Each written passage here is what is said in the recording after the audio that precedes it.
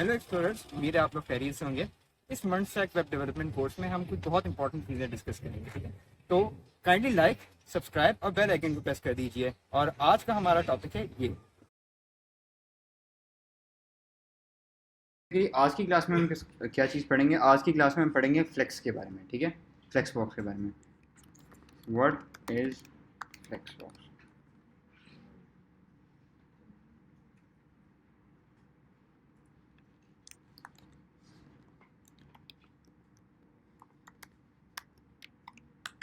अच्छा, flex box basically क्या है? फ्लेक्स बॉक्स बेसिकली हमारी प्रॉपर्टीज़ को अलाइन करने के लिए, हमारे जितना भी कंटेंट है हमने बॉक्सेस या डिव्स को अलाइन करना है अपने हिसाब से। अब बेसिकली हम स्टाइल वाले पॉइंट के अलावा हम क्या करें, अलाइनमेंट को भी देख रहे हैं CSS में, ठीक है। तो अलाइनमेंट में क्या है, जैसे फॉर एग्जांपल मेरे बॉक्सेस इस तरह हैं, ठीक है। मेरे दो बॉक्सेस इस तरह हैं या मेरे दो एलिमेंट्स इस तरह हैं, ठीक है। मैं ये चाह रहा हूँ कि मेरे एलिमेंट्स कॉलम की बजाय रो में आ जाएं, ठीक है। उसके लिए बेसिकली मुझे क्या करना पड़ेगा, उसके लिए मैं यूज़ करूँगा फ्लेक्स बॉक्स, ठीक है। फ्लेक्स बॉक्स बेसिकली हमें किस चीज़ में हेल्प करता है कि हम मार्जिन और पैडिंग के थ्रू भी चीज़ों को हैंडल कर सकते हैं। पर फ्लेक्स बॉक्स हमें इस चीज़ में हेल्प करता है कि फ्लेक्स बॉक्स हमें जो लेआउट बना के एक ऐसा सिस्टम देता है कि उससे we can create layouts which are responsive. यानी कि हमें ऐसे लेआउट बनाने में हेल्प करता है फ्लेक्स बॉक्स जो कि रिस्पॉन्सिव। रिस्पॉन्सिव क्या मतलब कि हर स्क्रीन के हिसाब से अपने आप को एडजस्ट कर लें, ठीक है। जैसे फॉर एग्जांपल अगर हम लैपटॉप पे बना रहे हैं तो लैपटॉप पे अलग उसकी अलाइनमेंट हो और मोबाइल पे अलग हो, पर ब्रेक ना करे कहीं भी, ठीक है। स्क्रॉल ना आए अननेसेसरी, ठीक है। उसके लिए हम क्या यूज़ करते हैं, फ्लेक्स बॉक्स, ठीक है। उसके लिए हम यूज़ करेंगे फ्लेक्स बॉक्स। अच्छा, अब हम क्या करते हैं कि अब हमें ये तो समझ आ गई कि फ्लेक्स बॉक्स हम किस लिए यूज़ करते हैं। अब हम इस चीज़ को देखते हैं कि फ्लेक्स बॉक्स हम कैसे यूज़ करते हैं, ठीक है। अब इसको देखते हैं फ्लेक्स बॉक्स कैसे यूज़ करते हैं। मैं एक फोल्डर बना लेता हूँ फ्लेक्स के नाम से, फ्लेक्स CSS के नाम से, फ्लेक्स, ठीक है। और इसको विजुअल स्टूडियो कोड में खोल लेता हूँ।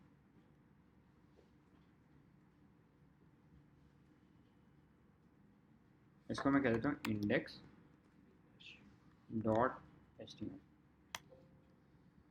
ठीक है। क्या हो गया, index dot HTML exclamatory mark साथ यूज़ कर लेते हैं। उससे क्या हुआ, बॉयलर प्लेट कोड जनरेट हो गया। अब मैं कहता हूँ कि फ्लेक्स बॉक्स इन CSS, ठीक है। अब बॉडी के अंदर भी मैं हेड1 एक H1 लिख देता हूँ, फ्लेक्स बॉक्स, और इसको गो लाइव कर लेता हूँ।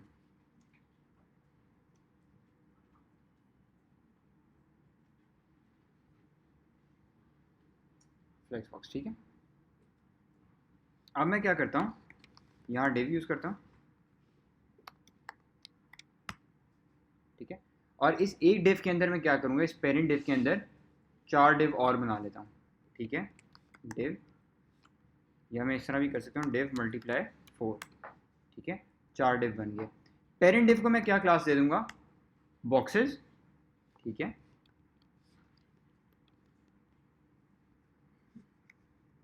और चाइल्ड डिव को मैं क्या क्लासेस दे दूंगा, बॉक्स। एक ही क्लास दूंगा तीनों को, चारों को, क्लास बॉक्स। नहीं समझ आई? ये बेसिकली विजुअल स्टूडियो कोड हमें अलाउ करता है कि अगर हमने 4 डिव्स अलग अलग बनाने हैं तो बजाय इसके कि हम डिव डिव 3-4 दफ़ा लिखें, हम क्या करें, डिव मल्टीप्लाई 4, 4 डिव बन गए, ठीक है। अगर मैं लिखता हूँ डिव डॉट बॉक्स मल्टीप्लाई 4 तो क्या करेगा, डिव डिव के 4 बना देगा, क्या कहते हैं, 4 एलिमेंट्स डिव के बना देगा बॉक्स की क्लास ऐड करके, ठीक है। ये देखें, ठीक हो गया। और अगर मैं हैश यूज़ करता हूँ तो इस तरह करके, तो आईडी के साथ, ठीक है। तो बेसिकली शॉर्ट हैंड दिया हुआ विजुअल स्टूडियो कोड ने आपको कि आप अपनी डेवलपमेंट को क्विक कर सकें, ठीक है। अच्छा, अब मैं क्या करता हूँ, यहाँ मैं दे देता हूँ बॉक्स 1, यहाँ मैं दे देता हूँ बॉक्स 2, यहाँ मैं दे देता हूँ बॉक्स 3, और यहाँ बॉक्स 4, ठीक हो गया। ठीक है। अच्छा, अब हम क्या करते हैं, अब हम अगर लाइव सर्वर पे देखेंगे तो हमें क्या शो होगा, बॉक्स 1, बॉक्स 2, बॉक्स 3 और बॉक्स 4। डन, 1 2 3 4। अच्छा, अब मैं क्या करता हूँ कि मैं इधर सी एस एस भी ऐड कर लेता हूँ, index dot C S S.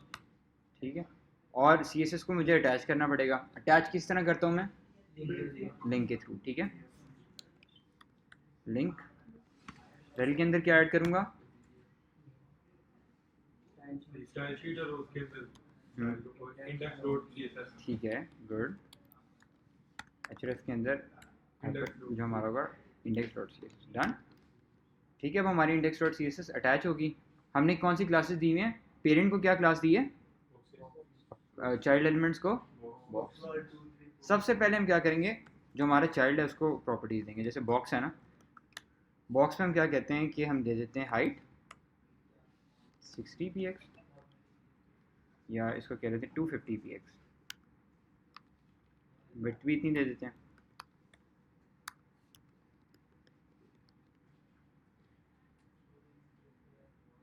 ठीक है, और हाइट विड्थ हमने दे दी। इसके बाद हम क्या कर सकते हैं, इसके बाद हम बैकग्राउंड ऐड कर लेते हैं। ठीक है, 1 सॉरी, बैकग्राउंड के लिए एक्वा ऐड कर लेते हैं। ठीक है, एक्वा क्या, बेसिकली एक डिव है ना ये, देखें। ठीक है, इस वजह से नहीं हुआ क्योंकि इस डिव को हमने कितनी विड्थ दी हुई है, 256। ठीक है, 250 px दी हुई है तो उस हिसाब से और कर लेंगे। ये देखो ना, ठीक है, डन। अच्छा, अब मैं इसको रीलोड करूँगा, चेंजेस मेरे पास वापस आ जाते हैं। मैं क्या करता हूँ, इसको टेक्स्ट लाइन सेंटर कर देता हूँ, टेक्स्ट अलाइन सेंटर। ठीक है, और इसको बॉर्डर भी दे देता हूँ। बॉर्डर देने का तरीका हमने क्या देखा था, बॉर्डर 2 px सॉलिड ब्लैक। ठीक हो गया, डन। बॉक्स 1 2 सॉलिड भी लिखते हैं सर, बेसिकली इसकी टाइप है बॉर्डर की, सॉलिड कर सकते हैं, कल हमने पढ़ा था डॉटेड पढ़ सकते हैं, डैश पढ़ सकते हैं। ठीक है, ठीक है, तो जिस तरह आप चाहते हो आप कर सकते हो। सॉलिड कर लेते हैं हम लोग। ठीक है, सॉलिड। अच्छा, अब इसके अंदर बेसिकली क्या है कि बॉर्डर रेडियस भी आता है। ठीक है, बॉर्डर रेडियस हम कल की क्लास में हमने इसको नहीं पढ़ा। बॉर्डर रेडियस बेसिकली क्या चीज़ होती है, बॉर्डर रेडियस क्या करता है कि आपके जो साइड्स होती हैं ना उनको कर्व देते हैं। जैसे 12 px कर लेता हूँ बॉर्डर रेडियस, तो ये देखें एजेस जो है ना उनको उसने कर्व कर दिया। अगर मैं इसको कर लेता हूँ 80 px कर लेता हूँ। ठीक है, तो ये है बेसिकली बॉर्डर रेडियस। थोड़ा सा हमने देना है तो हम कह लेते हैं 12 px। ठीक हो गया। अच्छा, अब ये बॉक्सेस हमारे पास एक लाइन में आ रहे हैं। ठीक है, हमारे पास नैब बार में जो एलिमेंट्स आते हैं वो भी इसी तरह आते हैं, ऐसे ही है, होम अबाउट कॉन्टैक्ट एक ही लाइन में आते हैं। अब हमने क्या करना है, इसको कॉलम से रो में लेके जाना है। उसके लिए हम बेसिकली क्या करते हैं, उसके लिए हमारे पास एक प्रॉपर्टी होती है डिस्प्ले फ्लेक्स के नाम से। ठीक है, वो हमारी किधर लगती है, पेरेंट में लगती है। ठीक है, ये चीज़ स्टूडेंट्स याद रखिए, मैं आपको इधर भी बता देता हूँ।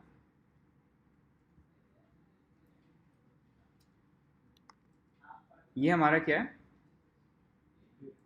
ठीक है, ये हमारा है पेरेंट,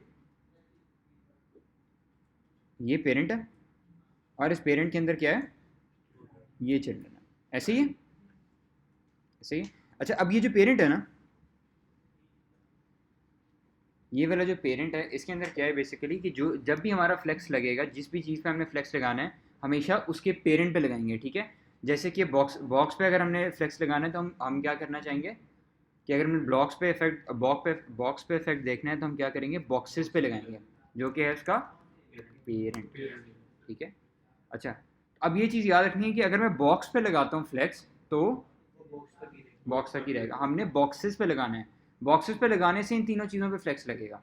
ठीक है, तो अगर कोई ऐसा आप सिनेरियो देख लें जिसके अंदर आपने फ्लेक्स लगाना हो और तीन चीज़ें हों, तो आप क्या कर सकते हैं, उसके अंदर एक डिव अपने से ऐड करके उस डिव को पेरेंट बना लें, और उस पर क्लास दे के फ्लेक्स लगा दें। सर ठीक है अगर हम वी नहीं लगाएंगे इसमें तो इफेक्ट क्या होगा? जी सर। अगर हम एक पे लगाते हैं, पेरेंट पे नहीं लगाते, चाइल्ड पे लगा देते हैं, ठीक है, मैं आपको वो भी क्या दिखा होगा? देता हूँ। अब हम क्या करते हैं, बॉक्स पे फ्लेक्स लगा लेते हैं। ठीक है, डिस्प्ले फ्लेक्स लगा लेते हैं। ठीक है, डिस्प्ले फ्लेक्स से क्या हुआ,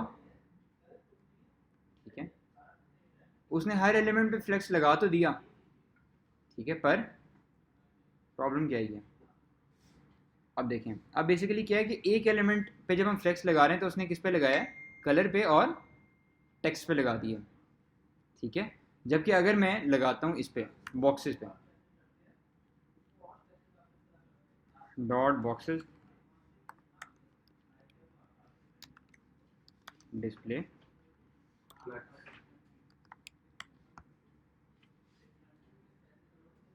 ठीक हो गया, अब ये एक कॉलम में आ गया। अच्छा, अब इसकी स्पेस अगर मैं एडजस्ट करना चाहता हूँ तो क्या मेरे पास कोई प्रॉपर्टी है स्पेसेस को एडजस्ट करने के लिए, तो मार्जिन और पैडिंग के थ्रू भी कर सकते हैं, पर फ्लेक्स की स्पेसिफिकली भी प्रॉपर्टी होती है, उसका क्या नाम है, justify content. Justify content space evenly use कर लेता है। स्पेस इवनली क्या करता है, थोड़ी थोड़ी स्पेसेस दे देता है। ठीक है, स्पेस अराउंड यूज़ करता हूँ तो क्या होता है, और थोड़ी ज़्यादा स्पेस आ जाएगी। ठीक है, और अगर मैं स्पेस बिटवीन यूज़ करता हूँ तो वो, ठीक है, लास्ट वाले एलिमेंट्स को एक्सट्रीम एंड पे ले जाएगा।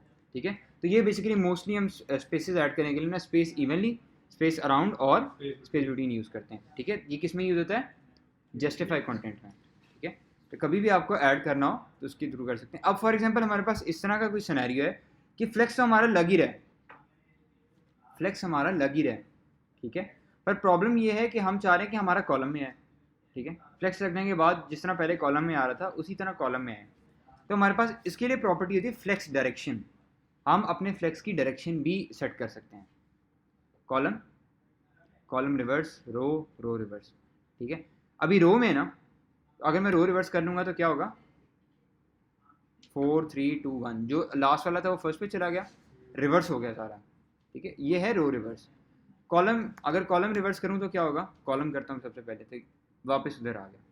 ठीक है, तो यानी हमारे पास इसका कंट्रोल आ गया, हम अकॉर्डिंगली इसको मैनेज कर सकते हैं। Column reverse 4 3 2 1। ठीक है, तो बेसिकली फ्लेक्स डायरेक्शन ने किस चीज़ में हमें हेल्प किया। ठीक है, अच्छा, इसके अंदर एक और बड़ी इंपॉर्टेंट प्रॉपर्टी होती है, ये देखें, इंस्पेक्ट में करता हूँ और इसको मोबाइल साइज़ पे लेके जाता हूँ। ठीक है, इसको सबसे पहले तो कॉलम रिवर्स की बजाय ना रो पे ले जाते हैं। ठीक है, ये देखें रिस्पॉन्सिव है, पर हम क्या चाह रहे हैं कि हमारे जो साइजेस हैं वो प्रॉपरली मैनेज रहें। उसके लिए हम कौन सी प्रॉपर्टी दे सकते हैं, एक प्रॉपर्टी होती है फ्लेक्स रैप के नाम से। ये चीज़ बताएगा कि जब रैप होने लगे तो रैप कर लो इसको, फ्लेक्स रैप रैप। ठीक हो गया, जब ज़्यादा रैप आएगा तब वो अपने आप को ऑटोमेटिकली एडजस्ट करना शुरू हो जाएगा। ये कौन सी प्रॉपर्टी है, फ्लेक्स रैप। ठीक है, इसके अंदर नो रैप भी है, रैप नहीं करेगा। ठीक है, बाय डिफ़ॉल्ट नो रैप होता है। रैप रिवर्स भी कर सकते हैं। ठीक है, ये देखें, रैप रिवर्स में क्या हो रहा है, 4 3 2 1। तो बेसिकली इससे हमें ये बेनिफिट मिलता है कि हम रिस्पॉन्सिव लेआउट बना सकते हैं। ठीक है, अब हमें ये प्रॉब्लम टेंशन नहीं है कि अगर हमारी मार्जिन पैडिंग की वजह से कोई प्रॉब्लम्स आ रही हैं रिस्पॉन्सिवनेस में, तो हमारे पास एक प्रॉपर सोल्यूशन अवेलेबल है, किसके नाम से, फ्लेक्स बॉक्स के नाम से।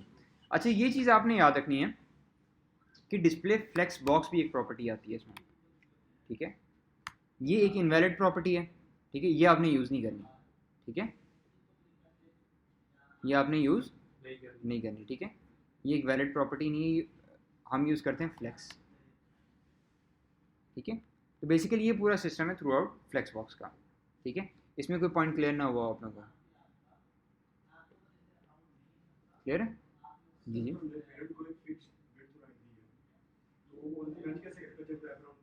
हम्म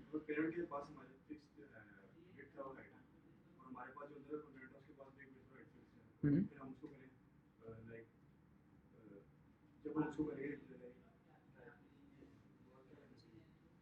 अकॉर्डिंगली मैनेज करेंगे उसको।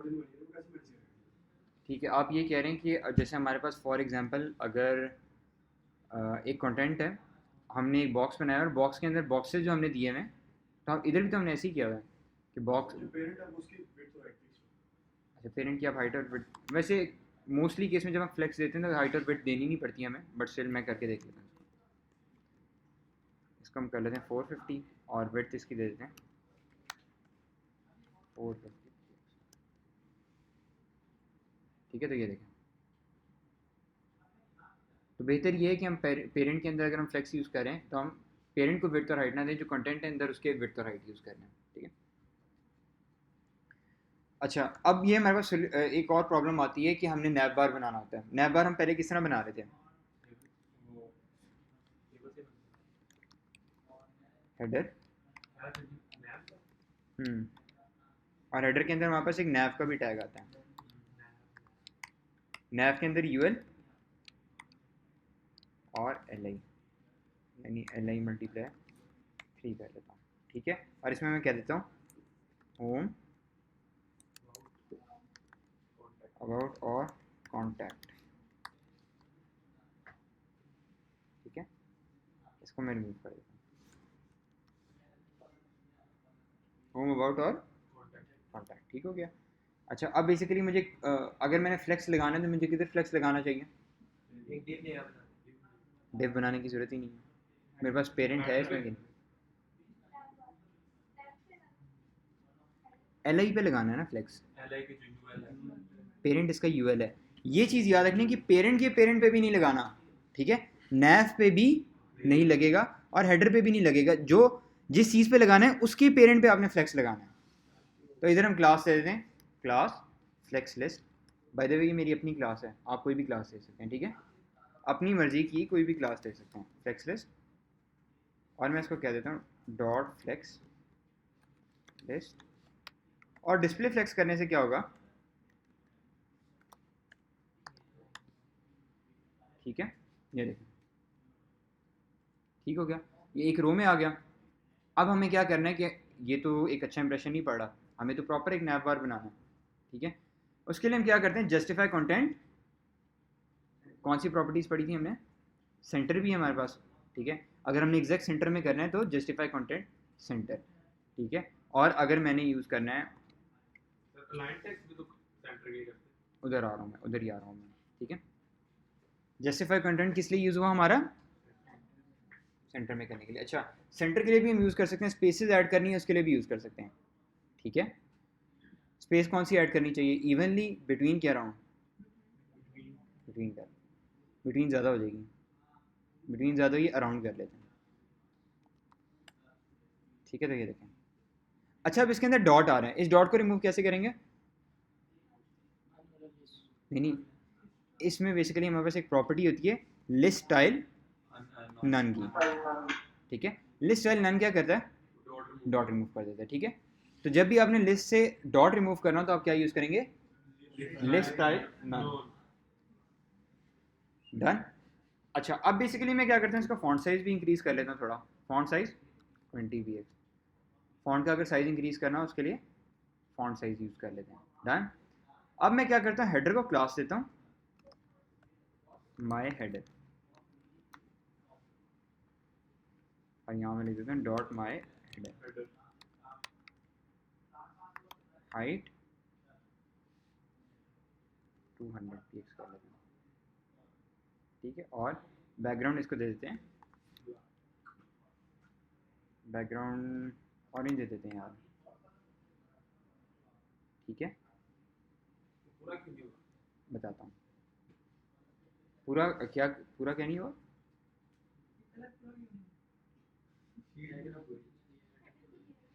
हेडर को दिया ना सिर्फ, अच्छा इसकी थोड़ी कम कर लेते हैं हाइट, 100 px कर लिया। अच्छा अब ये जो मार्जिन बाय डिफ़ॉल्ट आ रहा है इसको रिमूव करने का क्या तरीका है,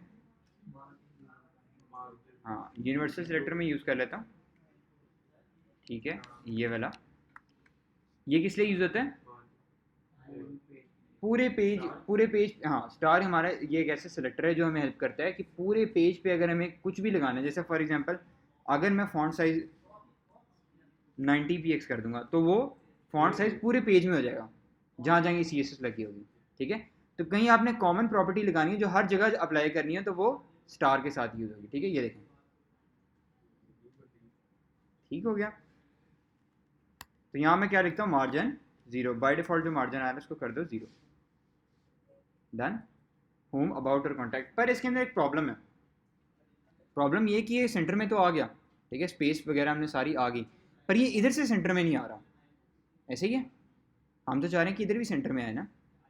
ठीक है, अच्छा अब मैं क्या करता हूँ, यहाँ एक प्रॉपर्टी यूज़ करूँगा मैं माई हेडर में या इधर फ्लेक्स लिस्ट में, अलाइन आइटम सेंटर। ठीक है, अलाइन आइटम सेंटर करूँगा, होना चाहिए पर नहीं हुआ। क्यों नहीं हुआ?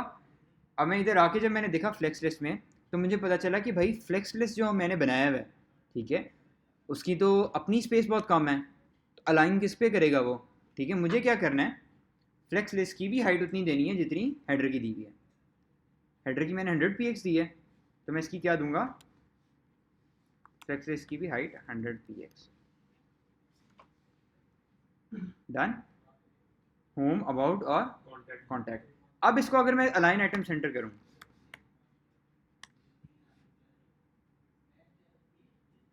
ठीक हो गया, ये एग्जैक्ट सेंटर में आ गया। अच्छा, अब हमने दो प्रॉपर्टीज पढ़ी हैं, ठीक है, दो कौन सी प्रॉपर्टीज पढ़ी हैं, अलाइन आइटम सेंटर और जस्टिफाई कंटेंट सेंटर, ऐसे ही है। ठीक है, अब एक ये क्वेश्चन आना चाहिए कि बेसिकली कि अलाइन आइटम, एक ये क्वेश्चन आना चाहिए आपके पास से कि what is the difference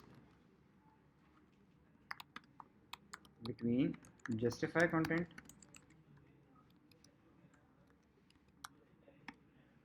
and align item.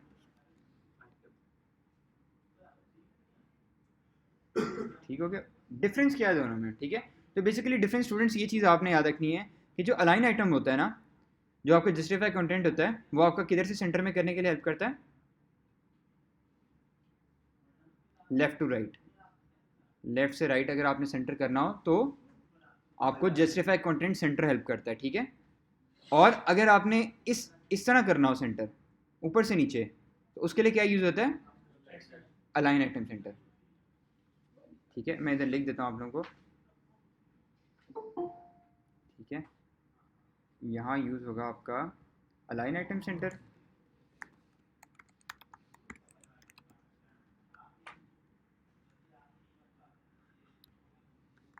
Align items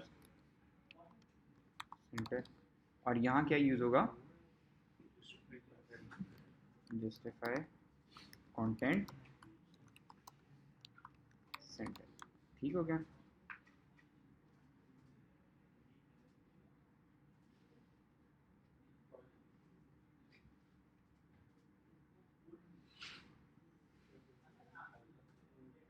ठीक है,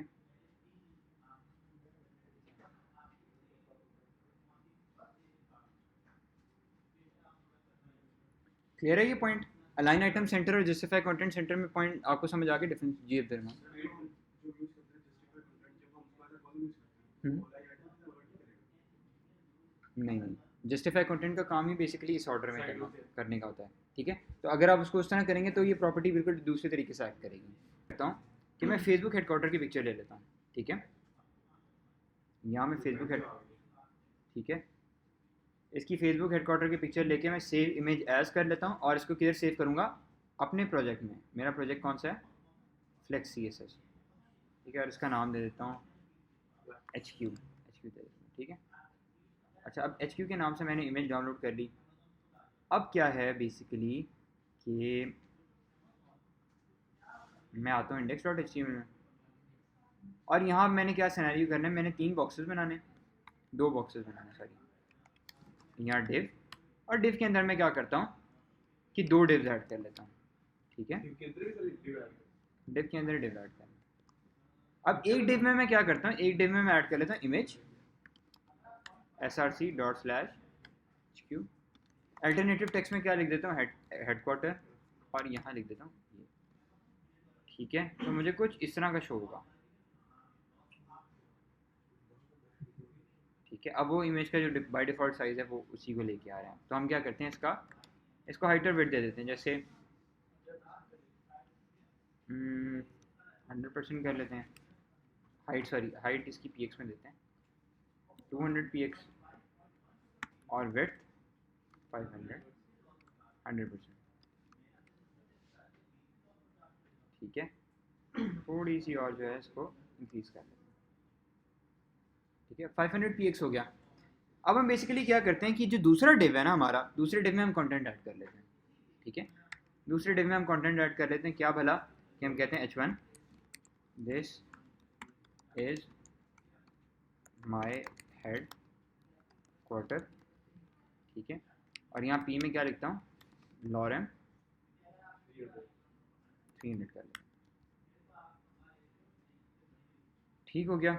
अच्छा, अब बेसिकली हमारे पास किस तरह शो होना चाहिए, इस तरह ऐसे ही है।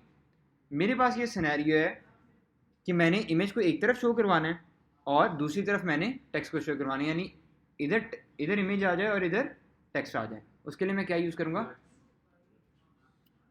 ठीक है, तो मैं क्या करूँगा कि इन दोनों का पेरेंट कौन है, div डिव कौन सा वाला, कौन सी लाइन वाला, second line वाला चार की line लाइन लाइन लाइन 17 क्या कहते हैं, 18 17 वाला। ये देखो, ये इसका डिव है और ये इसका डिव है। ठीक है, पेरेंट डिव कौन सा हुआ, ये 17 वाला। ठीक है, अब क्लास क्या देते हैं, क्लास इसको दे देंगे फ्लेक्स डिव करके। अपनी मर्जी से क्लास दे सकते हैं पर मीनिंगफुल नाम होना चाहिए। ठीक है, नाम इस तरह का हो क्लास और आईडी का कि मीनिंगफुल हो। ठीक है, अच्छा अब मैं क्या करता हूँ, डॉट फ्लेक्स डिव और इसको मैं कह देता हूँ डिस्प्ले फ्लेक्स। ठीक है, ये देखें, वो तो पिक्चर पूछो ठीक है, डिस्प्ले फ्लेक्स हो गया। ठीक है, अब इसमें हम क्या कर लेते हैं, टाइटल बिट हाइट और विड्थ फ्लेक्स डिव है ना ये, तो अब इसको हम क्या कह देते हैं, जस्टिफाई कंटेंट स्पेस इवनली, थोड़ी सी स्पेस ऐड कर लेते हैं। ठीक है, अब मसला ये है कि हमारे पास कंटेंट जो है, ज़्यादा कंटेंट ज़्यादा है और इमेज हमारी कम साइज़ की आ रही है। तो हमें क्या करना पड़ेगा, हमें विड्थ जो है वो थोड़ी सी, हमें इसको भी Word कम कर विड्थ दे देते हैं। ठीक है, इसको हम क्या दे देते हैं, स्टाइल विड्थ सर सिर्फ खाली वर्ड नहीं दे डिफ नहीं दे सकते।